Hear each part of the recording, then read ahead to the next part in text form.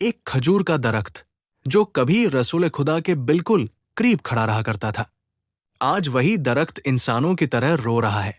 उसकी सिसकियों की आवाज मदीने की फिजाओं में गूंज रही है, क्योंकि अब नबी करीम उससे दूर हो चुके हैं। सोचिए, अगर एक दरख्त रसूल की मोहब्बत में रो सकता है, तो फिर इंसान का दिल इतना सख्त क्यों हो गया? आज की ये कहानी सिर्फ एक वाकया नहीं, बल्कि ईमान को हिला देने वाला एक पैगाम है। पूरा सुनिए, क्योंकि आखिर तक आते आते आपकी आंखें भी नम हो जाएंगी। और अगर रसूल पाक की मोहब्बत आज भी आपके दिल में जिंदा है, तो अभी इस वीडियो को लाइक कर दीजिए और कमेंट में लिखिए, या रसूल अल्लाह। इमाम दारमी रहमतुल्लाह अलैह की रिवायत के मुताबिक हजरत अनस बिन मालिक रजी अल्लाह ताला अन्हु बयान करते हैं, नबी करीम जुमे के दिन मस्जिद में एक खजूर के तने से टेक लगाकर खुतबा इरशाद फरमाया करते थे। एक दिन एक सहाबी बारगाह रिसालत में हाजिर हुए और अर्ज किया, या रसूल अल्लाह, क्या मैं आपके लिए कोई ऐसी चीज तैयार कर दूं जिससे आपको खुतबा देते वक्त आराम मिल सके? नबी करीम ने इजाजत अता फरमा दी। उस सहाबी ने 3 सीढ़ियों वाला एक मिंबर तैयार किया। जब पहली बार नबी करीम उस मिंबर पर तशरीफ फरमा हुए, तो वही खजूर का तना जिससे पहले आप टेक लगाते थे, फिरा केनबी में गाय के रंभाने जैसी आवाज निकालने लगा और जोर जोर से रोने लगा। उसकी दर्द भरी आवाज सुनकर पूरी मस्जिद में सन्नाटा छा गया। नमाजी उदास हो गए। नबी करीम मिंबर से नीचे तशरीफ लाए और उस खजूर के तने को अपने मुबारक सीने से लगा लिया। वो तना उस वक्त एक मासूम बच्चे की तरह बिलख रहा था, लेकिन जैसे ही रसूल ने उसे गले लगाया, वो फौरन सुकून पा गया और खामोश हो गया। फिर नबी करीम ने फरमाया, उस जात की कसम जिसके हाथ में मोहम्मद की जान है, अगर मैं इसे गले न लगाता तो ये क्यामत तक इसी तरह रोता रहता। सुभान अल्लाह। फिर आपने हुक्म दिया कि इस तने को मिंबर के नीचे दफन कर दिया जाए। हजरत अब्दुल्लाह बिन अब्बास रजी अल्लाह अन्हु से रिवायत है, एक शख्स नबी करीम की खिदमत में आया और कहा, मैं कैसे यकीन करूं कि आप वाकई अल्लाह के नबी हैं? नबी करीम ने फरमाया, अगर मैं इस खजूर के पेड़ को पुकारूं और वो मेरी आवाज पर चला आए, तो क्या तुम ईमान ले आओगे? उसने कहा, हाँ। नबी करीम ने पेड़ को पुकारा तो वो खजूर का पेड़ चलता हुआ आया और आपके कदमों में झुक गया। फिर आपने फरमाया, अब वापस चले जाओ। हुक्म सुनते ही वो पेड़ अपनी जगह लौट गया। ये मंजर देखकर वो शख्स फौरन मुसलमान हो गया। सुभान अल्लाह। हिजरत के सफर में भी अल्लाह ने अपने महबूब की कदमक दम पर हिफाजत फरमाई। गारे सौर में हजरत अबू बकर सिद्दीक रजी अल्लाह अन्हु डर गई कि कहीं दुश्मन अंदर ना आ जाए। तब नबी करीम ने फरमाया, ए अबू बकर, गम मत करो, हम 2 हैं और हमारे साथ अल्लाह है। अल्लाह के हुक्म से मकड़ी ने जाला बुन दिया और परिंदों ने घोंसला बना लिया। कुरैश देखकर लौट गए। रास्ते में उम्मह रजी अल्लाह अन्हा का खैमा आया। एक कमजोर बकरी थी जो दूध देने के काबिल नहीं थी। नबी करीम ने अपने मुबारक हाथ फेरकर दुआ की, अल्लाह इसमें बरकत अता फरमा, और फौरन बकरी का थन दूध से भर गया। पहले उम्मे माबद ने पिया, फिर सहाबा ने, और सब हैरान रह गए। ये सब वाकयात हमें ये सिखाते हैं, जब दरख्त, जानवर, पत्थर रसूल की मोहब्बत में झुक सकते हैं, तो हम इंसान क्यों नहीं? अगर ये कहानी आपके दिल को छू गई हो, तो दुरूद भेजिए और मोहब्बत को जिंदा रखिए। सल्लल्लाहु अलैहि वसल्लम। अल्लाह ताला ने उम्मे माबाद रजी अल्लाह अन्हा के घर के तमाम अफराद को दूध पिलाया। सबसे आखिर में खुद नबी करीम ने उस बकरी का दूध नूश फरमाया। फिर वही दूध हजरत अबू बकर सिद्दीक रजी अल्लाह अन्हु को अता किया। उन्होंने भी पेट भरकर दूध पिया। उसके बाद नबी करीम ने दोबारा उस बकरी का दूध दुहवाया और उम्मे माबाद रजी अल्लाह अन्हा को दे दिया। फिर आप वहां से रवाना हो गए। शाम के वक्त उम्मे माबाद रजी अल्लाह अन्हा के शौहर तमीम बिन अब्दुल हज्जा रजी अल्लाह अन्हु घर लौटे। वो अपनी बकरियों को चराने गए हुए थे। جب انہوں نے خیمے کے باہر اتنا زیادہ دودھ دیکھا تو بہت حیران ہوئے اور اپنی بیوی سے پوچھا، اتنا دودھ کہاں سے آ گیا؟ ہمارے پاس تو کوئی دودھ دینے والی بکری ہی نہیں ہے۔ تب معبد رضی اللہ عنہا نے کہا، آج ہمارے یہاں ایک شخص تشریف لائے تھے۔ یہ سن کر تمیم بن عبد الحجہ رضی اللہ عنہ اور بھی حیران ہو گئے اور بولے، ان کا چہرہ و شکل کیسا تھا؟ معبد رضی اللہ عنہا نے کہا، ان کا چہرہ بہت روشن تھا، ان کی آنکھیں لمبی پلکوں کے سائے میں چمک رہی تھی، ان کی آواز بے حد نرم اور دل نشی تھی، وہ میانہ قد کے تھے، نہ بہت لمبے نہ بہت چھوٹے، ان کی باتیں ایسی لگتی تھی جیسے کسی ہار میں موتی پرو دیے گئے ہوں۔ جب وہ کلام فرماتے تھے تو دل کرتا تھا کہ بس سنتے ہی رہیں۔ ان کی داڑھی سیاہ تھی، دور سے دیکھنے پر بھی بے حد خوبصورت لگتے تھے اور پاس سے دیکھنے پر اور زیادہ حسین معلوم ہوتے تھے۔ ان کی طرف ایک بار نظر پڑ جائے تو نگاہ ہٹانے کو جی نہیں چاہتا تھا۔ معبد رضی اللہ عنہا کا یہ بیان سن کر ان کے شوہر بولے، اللہ رب العالمین کی قسم، تم جس شخص کا وصف بیان کر رہی ہو وہ اسی قریشی شخص سے ملتا جلتا ہے جو خود کو اللہ کا نبی بتاتا ہے۔ اگر میں اس وقت یہاں موجود ہوتا تو یقیناً ان کا دامن تھام لیتا۔ برکات دعا کا واقعہ۔ صحیح بخاری شریف کی روایت کے مطابق حضرت زاہد بن عبد الرحمن بیان کرتے ہیں، میں نے حضرت سعید بن یزید رضی اللہ عنہ کو 94 یا 99 سال کی عمر میں بھی صحت مند اور طاقتور دیکھا۔ جب ان سے اس کی وجہ پوچھی گئی تو انہوں نے فرمایا، میری صحت اور میری نگاہ نبی کریم کی دعا کی برکت ہے۔ میرے بچپن میں میری خالہ مجھے نبی کریم کی خدمت میں لے گئی تھی اور عرض کیا تھا، یا رسول اللہ، یہ میرا بھانجا اکثر بیمار رہتا ہے۔ تب نبی کریم نے میرے لیے اللہ تعالیٰ سے دعا فرمائی۔ اللہ کی قسم، اس دن کے بعد میں کبھی بیمار نہیں پڑا، نہ مجھے کبھی بخار آیا، نہ سر درد اور نہ کوئی دوسری بیماری۔ جنگ خندق کا واقعہ صحیح بخاری شریف میں ہے۔ حضرت جابر رضی اللہ عنہ بیان کرتے ہیں، جب ہم جنگ خندق کے دوران خندق کھود رہے تھے تو ایک بہت بڑا پتھر سامنے آ گیا۔ لوگ نبی کریم کی خدمت میں حاضر ہوئے اور عرض کیا، یا رسول اللہ، یہاں ایک سخت پتھر آ گیا ہے۔ نبی کریم نے فرمایا، میں خود اترتا ہوں۔ جب آپ خندق میں اترے تو ہم نے دیکھا کہ آپ کے مبارک پیٹ پر پتھر بندھا ہوا تھا اور ہم 3 دن سے بھوکے تھے۔ نبی کریم نے کدال اٹھائی اور اس پتھر پر وار کیا تو پتھر ٹکڑوں میں ٹوٹ گیا۔ حضرت جابر رضی اللہ عنہ کہتے ہیں، میں نے عرض کیا، یا رسول اللہ، مجھے گھر جانے کی اجازت دیجیے۔ گھر جا کر میں نے اپنی بیوی سے کہا، میں نے نبی کریم کو ایسی حالت میں دیکھا ہے جو مجھ سے دیکھا نہیں جا رہا، کیا گھر میں کھانے کا کچھ انتظام ہے؟ اس نے کہا، تھوڑا سا جو ہے اور ایک بکری کا چھوٹا سا بچہ ہے۔ حضرت جابر رضی اللہ تعالی عنہ کا بیان۔ حضرت جابر رضی اللہ تعالی عنہ فرماتے ہیں، ایک دن میں نے دیکھا کہ رسول اللہ اور صحابہ کرام بھوک اور تکلیف کی حالت میں ہیں۔ میرے دل میں خیال آیا کہ کیوں نہ اللہ کے رسول کے لیے کچھ کھانے کا انتظام کیا جائے۔ میں گھر آیا، بکری کا ایک چھوٹا سا بچہ ذبح کیا اور میری بیوی نے آٹا پیسنا شروع کر دیا۔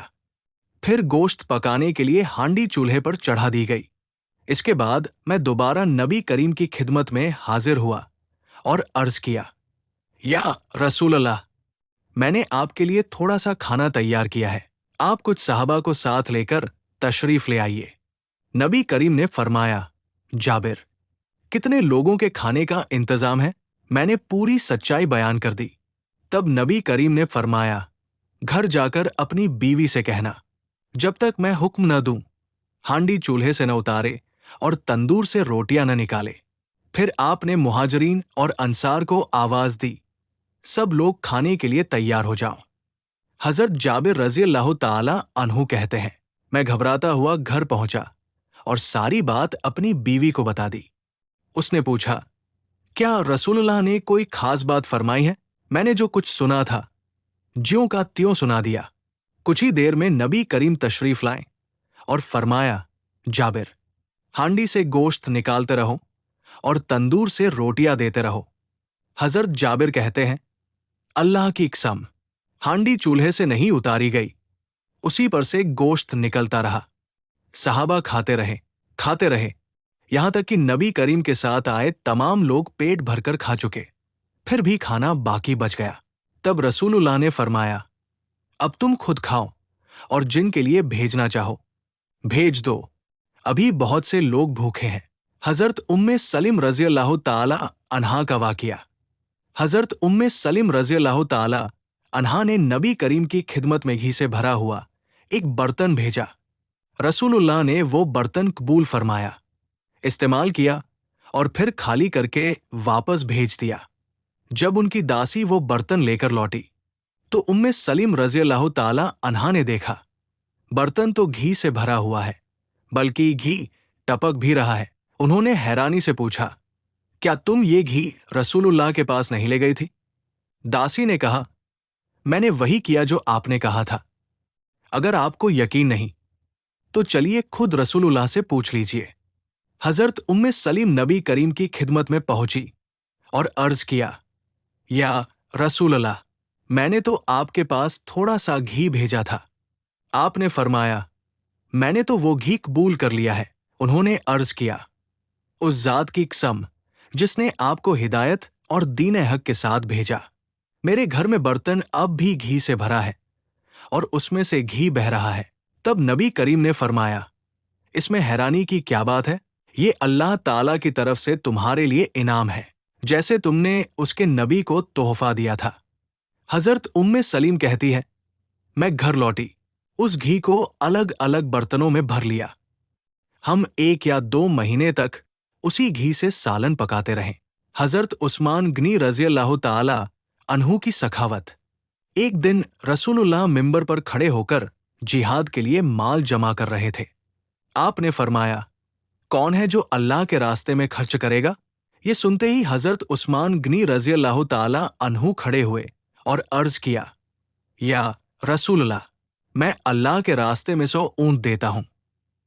नबी करीम ने फिर फरमाया, और कौन है? हजरत उस्मान फिर आगे आए, या रसूलल्लाह, और 100 ऊंट। इस तरह 6 बार ऐलान हुआ और हर बार हजरत उस्मान रज़ी अल्लाह ताला अन्हु ने 100 ऊंट पेश किए। कुल 600 ऊंट अल्लाह के रास्ते में दे दिए। ये देखकर नबी करीम बहुत खुश हुए। तब हजरत उस्मान गनी ने अर्ज किया, या रसूलल्लाह, मेरा सदका अभी खत्म नहीं हुआ, आप थोड़ा इंतजार फरमाइए। एक दिन हजरत उस्मान गनी रज़ी अल्लाह ताला अन्हु अपने घर तशरीफ लाए। घर के अंदर दाखिल होकर उन्होंने अपना रूमाल बिछाया और अपनी बीवी से फरमाया, घर में जितना भी सोना, जेवर और सिक्के मौजूद है, सब इस रूमाल में रख दो। हजरत उस्मान गनी रज़ी अल्लाह ताला अन्हु एक बहुत बड़े ताजर थे। उनकी बीवी ने हैरानी से पूछा, क्या आज कोई बहुत बड़ा सौदागर मिल गया है जो आप इतनी बड़ी पूंजी लगाने जा रहे हैं? हजरत उस्मान गनी रज़ी अल्लाह ताला अन्हु ने बड़े इत्मीनान से फरमाया, हाँ, आज मैं दुनिया के सबसे बड़े सौदागर के साथ सौदा कर रहा हूं। आज मैं अर्श-ए-ज़िम के मालिक के साथ तिजारत कर रहा हूं। आज मैं अपनी सारी दौलत जन्नत के बदले पेश कर रहा हूं। इसके बाद हजरत उस्मान गनी रज़ी अल्लाह ताला अन्हु उस रूमाल को सोने और सिक्कों से भरकर नबी करीम के दरबार में हाजिर हुए। उन्होंने अदब से वो रूमाल रसूलुल्लाह के मुबारक हाथों में देते हुए अर्ज किया, या रसूलुल्लाह, मैंने अपने घर का सारा सोना, सारे जेवर और तमाम सिक्के अल्लाह के रास्ते में पेश कर दिए हैं। नबी करीम ने वो माल अपने हाथों में लिया, आसमान की तरफ नजर उठाई और दुआ फरमाई, ए अल्लाह, मैं अपने उस्मान से राजी हो गया हूं, तू भी अर्श पर मेरे उस्मान से राजी हो जा। सुभान अल्लाह, जिससे रसूलुल्लाह राजी हो जाए, अल्लाह ताला भी उससे राजी हो जाता है। हजरत फातिमा और सोने की धार। एक और दिन का वाकिया है। हजरत फातिमा रज़ी अल्लाह ताला अन्हा अपनी जायनमाज़ पर बैठी रो रही थी। उसी वक्त नबी करीम हजरत फातिमा के घर तशरीफ लाए। आपने फरमाया, ए फातिमा, अपनी जायनमाज़ का एक कोना उठाकर देखो। जब हजरत फातिमा ने कोना उठाया तो क्या देखती है, वहां से सोने के सिक्कों की धार बह रही थी। हैरानी से बोली, ابا جان، یہاں تو سونے کی دھار بہ رہی ہے۔ نبی کریم نے فرمایا، اے فاطمہ، اپنی ضرورت کے مطابق جتنے سکے چاہو اٹھا لو، اللہ تمہاری زندگی آسان کر دے گا۔ لیکن یاد رکھو، تم دنیا ہی نہیں، جنت کی تمام عورتوں کی سردار ہو۔ حضرت فاطمہ نے عرض کیا، ابا جان، اگر میں جنت کی عورتوں کی سردار ہوں تو بی بی آسیہ، بی بی مریم اور بی بی ہاجرہ کا کیا ہوگا؟ نبی کریم نے فرمایا، یہ سب اللہ کی بہت پیاری بندیاں ہیں، لیکن دنیا کی شروعات سے قیامت تک جتنی بھی عورتیں جنت میں جائیں گی، ان سب کی سردار تم ہی ہو۔ یہ سن کر حضرت فاطمہ خوشی سے اللہ کا شکر ادا کرنے لگی۔ بھوک، صبر اور تسبیح کا تحفہ۔ ایک دن نبی کریم حضرت فاطمہ کے گھر تشریف لائے۔ گھر میں داخل ہوتے ہی دیکھا حضرت فاطمہ رو رہی ہے اور حضرت علی رضی اللہ تعالی عنہ بھی وہیں موجود ہے۔ نبی کریم نے پوچھا، اے فاطمہ، تم کیوں رو رہی ہو؟ حضرت فاطمہ نے عرض کیا، ابا جان، 2 دن ہو گئے ہیں گھر میں چولہا نہیں جلا۔ حسن اور حسین 2 دن سے بھوکے ہیں اور ایک دوسرے سے لپٹ کر رو رہے ہیں۔ نبی کریم نے فرمایا، اے فاطمہ، صبر کرو، اللہ کی قسم، میں خود 3 دن سے بھوکا ہوں۔ اگر میں چاہتا تو اللہ مجھے دنیا کی ساری دولت دے دیتا، لیکن مجھے دنیا کی دولت سے کیا لینا؟ یاد رکھو، جس کے پاس دنیا میں زیادہ مال ہوتا ہے، قیامت کے دن اس کا حساب بھی زیادہ ہوگا، اور جس کے پاس کم ہوتا ہے اس کا حساب آسان ہوگا۔ اللہ ضرور تمہارے صبر کا بدلہ عطا کرے گا۔ یہ سنتے ہی حضرت فاطمہ کا رونا رک گیا۔ پھر نبی کریم نے فرمایا، میں تمہیں ایک ایسا عمل سکھاتا ہوں، اگر تم اسے پابندی سے کرو گے تو اللہ تمہارے گھر میں رحمت اور برکت اتار دے گا۔ حضرت فاطمہ نے عرض کیا، یا رسول اللہ، ہمیں وہ عمل سکھا دیجیے۔ نبی کریم نے فرمایا، ہر 5 وقت کی نماز کے بعد 33 بار سبحان اللہ، 33 بار الحمدللہ اور 34 بار اللہ اکبر پڑھا کرو۔ پیارے دوستوں، آپ کو یہ واقعہ کیسا لگا؟ ہمیں کمنٹ میں ضرور بتائیے۔ کمنٹ میں رسول اللہ لکھنا نہ بھولیں اور ہمیں اپنی دعاؤں میں یاد رکھیں۔ انشاءاللہ اگلی بار پھر ایک نئی ایمان کو مضبوط کرنے والی کہانی لے کر حاضر ہوں گے۔ اللہ حافظ۔